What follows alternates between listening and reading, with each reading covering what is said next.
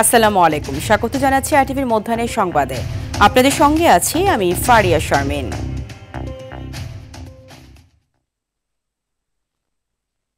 ঈদের লম্বা ছুটি শেষে রাজধানীতে ফিরতে শুরু করেছে কর্মজীবী মানুষ। আগামীকাল থেকে পুরোদমে খুলছে অফিস, আদালত, কলকারখানা সব। সকাল থেকে ঢাকামুখী যাত্রীদের চাপ বেড়েছে বাস টার্মিনাল, রেল স্টেশন ও সদরঘাটে। তবে মহাসড়কে যানজট না থাকায় স্বস্তি নিয়েই ফিরছেন যাত্রীরা। দেশের বিভিন্ন জেলা থেকে ঢাকায় আসা বাসগুলো প্রায় পরিপূর্ণ যাত্রী নিয়ে রাজধানীতে পৌঁছাচ্ছে। রাস্তায় যানজট না থাকায় যাত্রাপথে কম সময় লাগছে। তবে ফিরতি পথেও বাড়তি ভাড়া নিয়ে অনেকেরই আছে অভিযোগ।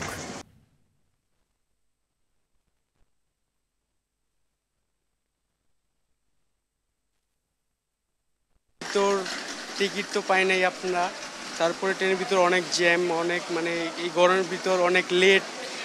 এমন স্টেশনে থামে মনে করেন যে আধা ঘন্টা 1 ঘন্টা এমন করে লেট করে। ট্রেনে প্রচুর ভিড় ছিল। সাধারণত এসিতে এত ভিড় হয় না, কিন্তু এসিতেও এত ভিড় ছিল, মনে হচ্ছে নন এসিতে আসছি। রাজধানীর কমলাপুর রেল স্টেশন থেকে সরাসরি যুক্ত হচ্ছেন সহকর্মী বিপুল দেবরায়। বিপুল, ঘরে ফেরা মানুষদের ভিড় কেমন দেখছেন স্টেশনে? এছাড়া তাদের কোনো অভিযোগ আছে কিনা জানাবেন।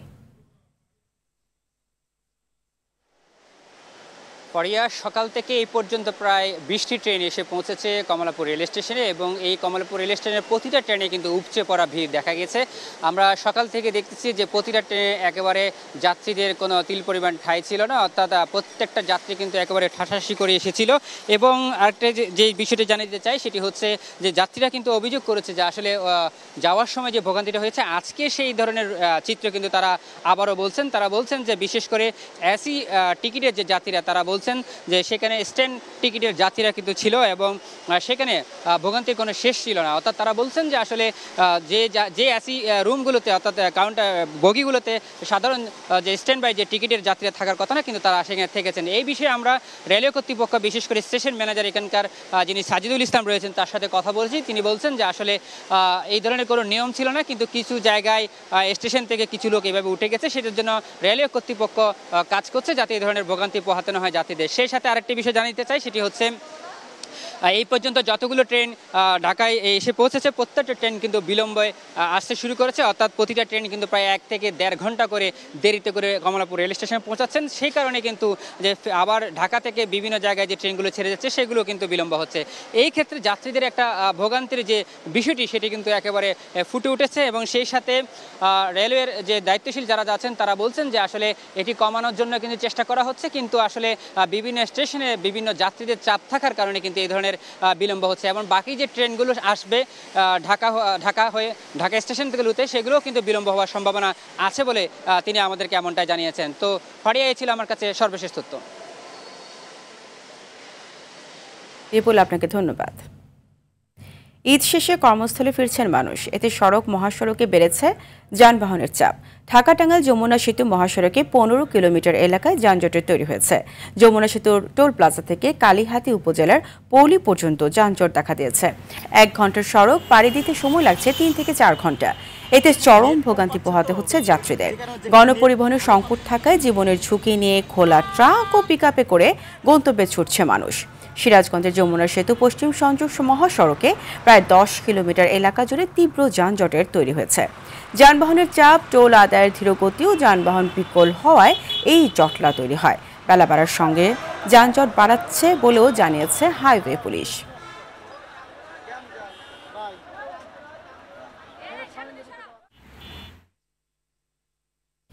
দিনাজপুর ও মুন্সিগঞ্জে সড়ক দুর্ঘটনায় 7 জন নিহত হয়েছে। ভোরে দিনাজপুর গোবিন্দগঞ্জ মহাসড়কের ঘোড়াঘাট উপজেলার নূরজাহানপুর এলাকায় যাত্রীবাহী বাস ও ট্রাকের সংঘর্ষ হয়। এতে ঘটনাস্থলেই 5 জন নিহত হন। এই সময় আহত হন আরও 15 জন। পুলিশ জানায়, ঘটনাস্থলে আম বোঝায় কয়েকটি ট্রাক দাঁড়িয়েছিল। পঞ্চগড় থেকে আসা একটি বাস নিয়ন্ত্রণ হারিয়ে পেছন থেকে ট্রাকটিকে ধাক্কা দেয়। এতে 5 জন নিহত হয়। এদিকে পদ্মা সেতুর মুন্সিগঞ্জ প্রান্তে ঢাকাগামী লেনে একটি বাস সামনে থাকা ট্রাকের পেছনে ধাক্কা দেয়। এতে বাসটির সামনের অংশ দুমড়ে মুচড়ে যায়। এ সময় 2 জন নিহত হন এবং আহত হন আরও 9 জন।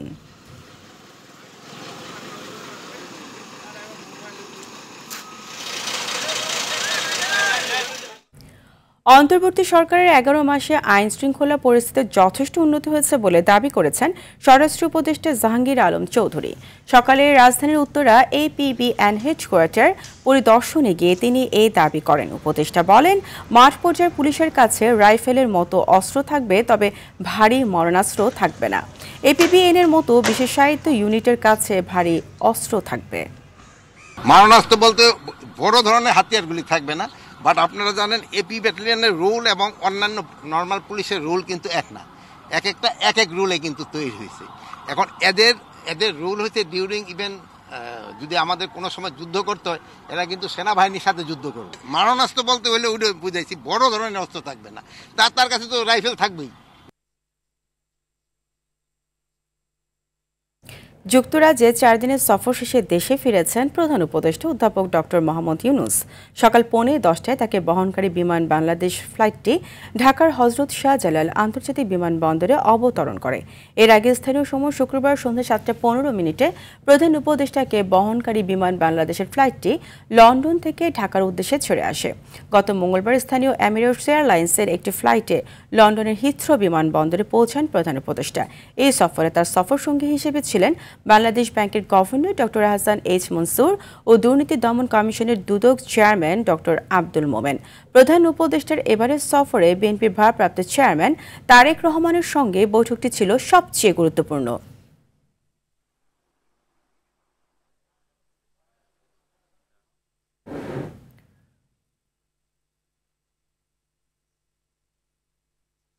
যশোরের বেনাপুলে স্বামী স্ত্রীর মরদেহ উদ্ধার করেছে পুলিশ। সকালে রঘুনাথপুর গ্রামের বাড়ির পাশের মাঠ থেকে স্ত্রী এবং স্বামীর মরদেহ বাড়ির পাশের একটি গাছে ঝুলন্ত অবস্থায় উদ্ধার করা হয়। নিহতরা হলেন মনিরুজ্জামান ও তার স্ত্রী রেহানা খাতুন। এই দম্পতির এক ছেলে ও এক মেয়ে রয়েছে। এই ঘটনায় পরিবারে চলছে শোকের মাতম। বাকরুদ্ধ হয়ে পড়েছে তাদের সন্তান ও স্বজনরা। বেনাপোল পোর্ট থানা পুলিশ জানায়, দুজনের মৃতদেহ উদ্ধার করা হয়েছে। তদন্তের পর মৃত্যুর সঠিক কারণ জানা যাবে। নানা সমস্যায় জর্জরিত সিলেটের ক্রিকেট পর্যাপ্ত প্রতিভা থাকলেও তা বিকাশের সুযোগ না থাকায় তৃণমূল থেকে বেরিয়ে আসছে না ক্রিকেটাররা। তবে দায়িত্বে আসা অ্যাডহক কমিটির হাত ধরে 4 শহরে নতুন রূপে ক্রিকেট ফেরার আশা স্থানীয় কোচ ও সংগঠকদের। সিলেট থেকে ফিরে জানাচ্ছেন নাজমুস সাকিব।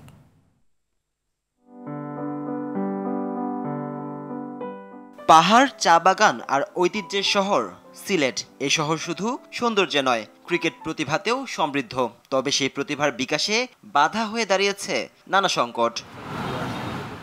সিলেটের ক্রিকেট নিয়ে কয়েকটি একাডেমি কাজ করলেও তাদের অনুশীলনের জন্য নেই পর্যাপ্ত মাঠ, নেই ইনডোর সুবিধাও। ফলে অনুশীলনে বাধাগ্রস্ত হয় বয়সভিত্তিক ক্রিকেটাররা। আমাদের সিলেট ইন্টারন্যাশনাল ক্রিকেট স্টেডিয়ামে তো আমাদের সব ধরনের প্র্যাকটিস করা যায় না, যেহেতু এটা ক্রিকেট বোর্ডের আন্ডারে। তো আমাদের যে জেলা স্টেডিয়ামটা আছে ওইটাই আমাদের বিগত কয়েক বছর থেকে দেখতেছি ইনডোরের এত বাজে অবস্থা। অফ সিজনে আমাদের প্র্যাকটিসে করা যায় না।